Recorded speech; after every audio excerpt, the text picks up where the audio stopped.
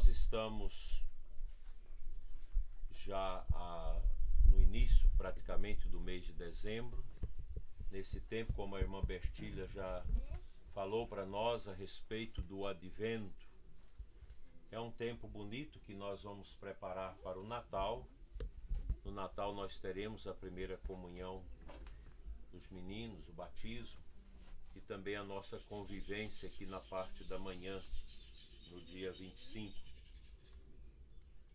E esta preparação para o Natal, ela convida a cada um de nós a abrir o coração para a chegada de Cristo. Nós aguardamos nosso Senhor na sua segunda vinda, mas também celebramos a sua chegada na primeira vinda, que é o nascimento de Cristo. Um momento bonito que todos os anos a igreja vive com grande sabedoria, com grande fé e com grande esperança. E dentro deste tempo, hoje, o último dia do mês de novembro, a igreja recorda um apóstolo, Santo André, irmão de Pedro, que Jesus chamou às margens do lago. Era um pescador, como Pedro também era pescador. Pessoas humildes, simples, como nós, que vivia ali tirando do lago, através daqueles peixes que eles pegavam, o sustento para a vida deles e da família. A grande obra de Cristo, que é a sua igreja. E nós somos filhos da igreja. Quando nós somos batizados, nós somos mergulhados dentro do mistério de Cristo ressuscitado. Nosso Senhor quis deixar a sua igreja. A igreja que nela participamos, ela é maior do que nós. A igreja de Cristo é maior do que o bispo, maior do que o padre, maior do que a freira, maior do que o ministro da comunhão, do catequista. A igreja é maior do que todos nós, porque ela é o mistério de Jesus Cristo. E veja como nosso Senhor quis começar a igreja com os apóstolos. Quando a gente vai fazer uma casa, mesmo o nosso rancho pobre aqui, das nossas reuniões, para que ele possa ficar de pé, tem os esteios no meio, nas laterais, para firmar a cobertura do rancho. Uma casa, quando vai ser edificada, ela precisa de ter as colunas, precisa ter o alicerce, para não cair. A igreja, ela tem as suas colunas e os seus alicerces nos apóstolos. Jesus quis estabelecer esses homens no início, para que através deles a mensagem de nosso Senhor continuasse no tempo. Então a igreja, ela é a voz do ressuscitado, que vai pelo mundo afora. Você como pai, você como mãe, quando ensina seus filhos a rezar, quando vocês dão bom conselho, falando de Deus para os seus filhos, é a igreja falando através do pai, através da mãe para os filhos. A igreja nos ensina assim. Então você, quando ensina seu filho a rezar o Pai Nosso, a rezar a Ave Maria, a fazer o sinal da cruz, você é a igreja, é a expressão viva da igreja na vida destas crianças. É assim, a igreja ela continua ensinando, pregando e alimentando o povo com a sua palavra. Hoje nós lembramos este apóstolo, que é um mártir, que morreu mártir, como todos os apóstolos. Então a igreja, ela tem uma força que é o sangue de Cristo e o sangue dos mártires. Então a nossa igreja, ela não nasceu fora desse encanto que é o testemunho dado primeiro por Jesus, que é o mártir do Gólgota. Ele, por causa da sua palavra, por causa do seu ensinamento, por trazer uma mensagem que contrastava toda aquela realidade brutal daquele tempo, do Império de Roma, do Império dos saduceus, dos fariseus, ele foi morto. Era preciso que Jesus oferecesse na cruz a sua vida e derramasse seu sangue por nós. Só que no martírio de Jesus, nós encontramos o martírio dos outros, dos cristãos, que até hoje os mártires são de ontem e de hoje.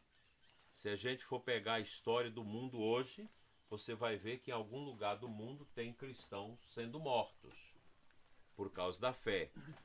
E Santo Inácio de Antioquia dizia, olha, o sangue dos mártires é semente de novos cristãos. Quanto mais tentam matar os cristãos, mais eles crescem. E quando a gente fala da igreja, que é o corpo místico de Cristo, que nele estamos todos nós pelo batismo, a igreja ela cresce pelo testemunho.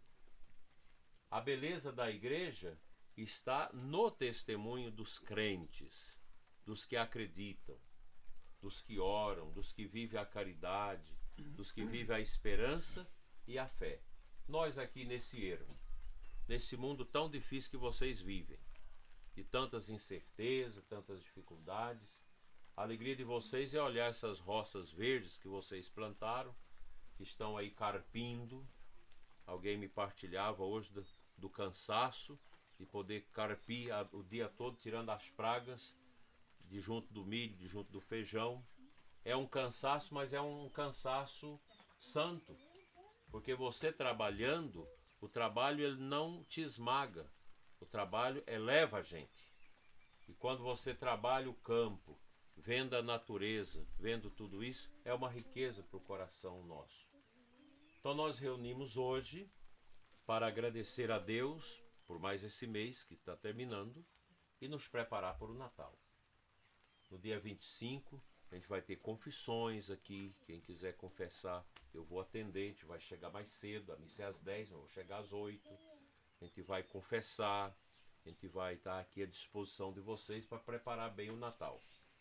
E o Natal de Cristo ele acontece também no coração e no mundo dos pobres. Cristo veio pobre. Deus se fez pobre em Belém. E a Bíblia sempre fala do pobre como um lugar privilegiado para a acolhida de Deus. Porque o pobre, de quem que ele depende? Depende de Deus. E Jesus fala, felizes os pobres de coração. Porque o fato de a gente ser pobre não significa, às vezes, o coração da gente esteja bem. Porque tem aquela pessoa que é pobre, mas o coração está cheio de maldade, está cheio de ruindade. A gente tem que limpar isso. Os apóstolos conduziram a igreja, se vocês lerem a Bíblia, o Novo Testamento, que São Pedro, que São Paulo ensina, que São Tiago ensina no Novo Testamento, é aquilo que vai dar para nós a certeza que na hora da nossa morte nós não vamos ficar na escuridão, mas nós vamos à luz de Deus, que é a prática do bem, a prática da virtude, da paciência, da humildade, que cabe em todos os lugares. As famílias precisam terem ninhos quentes, de amor, de respeito, de humildade, de santidade. Por isso nós precisamos alimentar a nossa alma, como os apóstolos ensinam, para a gente viver bem a nossa vida na família e na comunidade. Alimentar o perdão. Muitas vezes vocês brigam muito uns com os outros, brigam muito na família, mas a gente precisa perdoar. A gente precisa escutar a palavra de Deus. A gente precisa rezar o terço em família. A gente precisa vir à missa. Não é a igreja, Cristo que precisa de nós, é nós que precisamos de Deus e de sua igreja. A igreja para nos batizar, para nos confessar, para nos alimentar com a Eucaristia, como nós estamos celebrando agora, para a gente ter força de ir adiante. Toda vez a gente fala da dificuldade de vocês, da luta que é morar debaixo de um barraco quente, de um barraco que gotera, de um barraco que tudo é chão, tudo é dificuldade. Não é fácil isso, precisa ter muita paciência e muita humildade de Deus no coração, para não perder a esperança, para não perder a paciência uns com os outros e a gente ir andando, vivendo a graça de Deus. Portanto, vocês, aqui nessa roça pobre, nessa situação difícil que é a vida de vocês aqui, aqui é o lugar que vocês têm que agradar a Deus. E a gente agrada a Deus como? Ao invés de xingar, você ora. Ao invés de brigar, você perdoa. Ao invés de falar mal do irmão, reza por ele. Ao invés de desesperar, pedir a esperança. Ao invés de esfriar na fé, crescer no fervor, na oração, na paciência. E lá no barraco de vocês, é o lugar que vocês devem rezar. Ali é uma igreja doméstica. Onde está o esposo, a esposa, os filhos, o casal está ali. É a igreja doméstica, como dizia São João Paulo II. É ali, naquele lugarzinho onde vocês estão. Onde vocês passam as dificuldades de vocês. Onde vocês esquentam a água para banhar. Onde vocês cozinham o arroz, afogam o feijão, fritam o ovo. É ali o lugar que Deus quer santificar vocês. Agradar a Deus nesse bom convívio. É um grande desafio os acampamentos e assentamentos no nosso Brasil viver a harmonia e o amor. Não tem coisa mais triste do que quando o pobre persegue o pobre. Quando há a desunião. Quando a comunidade do acampamento, do assentamento não tem unidade. Tem divisão, um com ciúme do outro. Um puxando o tapete do outro. A gente precisa aprender a viver o amor. E esse tempo de preparação ao Natal é um tempo para a gente viver esse amor. A paciência, a humildade, a mansidão e saber que a gente faz a vontade de Deus naquilo que a gente faz. É ali carpindo a roça do milho, a roça do feijão, é plantando as mandiocas ali do outro lado, que vocês se santificam. É o trabalho de vocês. Cuidar da terra, tirar o sustento da terra. Que Deus abençoe a todos vocês e que nós possamos caminhar na esperança e no Natal a gente poder ter no coração essa certeza. Deus ama o seu povo. Deus não despreza o seu povo. A gente sofre, nós caminhamos com sofrimento, mas a cruz de Jesus é a resposta para o sentido da nossa vida, como foi na vida de Santo André, que também foi crucificado. Que a cruz de Cristo, que Nossa Senhora esteve aos pés dela com João, seja a nossa força, a força da nossa fé, a força do nosso amor, da nossa estima de uns para com os outros, para que no derradeiro momento da nossa vida nós possamos nos enriquecer com a graça de Deus. Assim seja. Amém.